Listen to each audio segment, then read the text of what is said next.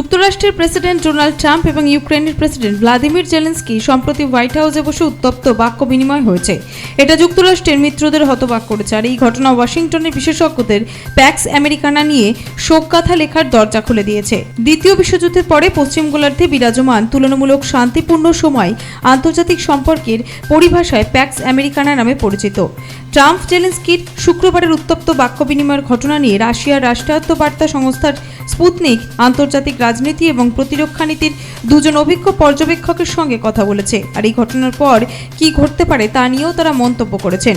শুক্রবারে কথার লড়াই নিয়ে মন্তব্য করতে গিয়ে তুরস্কের সাংবাদিকরা বলেছেন, জেলেনস্কি এমন একটি খোলামেলা আর্থিক দিক থেকে অবাধ কিন্তু নিরাপত্তার নিশ্চয়তাহীন চুক্তি করতে নিঃশর্তভাবে ওয়াশিংটনে গিয়েছিলেন, যা তার দেশের ভিন্ন কথা বলে জনপ্রিয় করা হয়েছিল। ট্রাম্প এবং জেলেনস্কির এই ধরনের ভাষণে জেলেনস্কি পরাস্ত হয়েছেন। তিনি তার দেশের মানুষের জীবন নিয়ে জুয়া খেলছেন এমনটা অভিযোগ উঠছে। তারা স্পষ্ট করে বলছেন, ইউক্রেনের প্রয়োজনীয় সেনা সদস্য নেই, তাই তাদের শান্তি চুক্তিতেই সম্মত হওয়া উচিত। Bureau report, Nobel Bangla.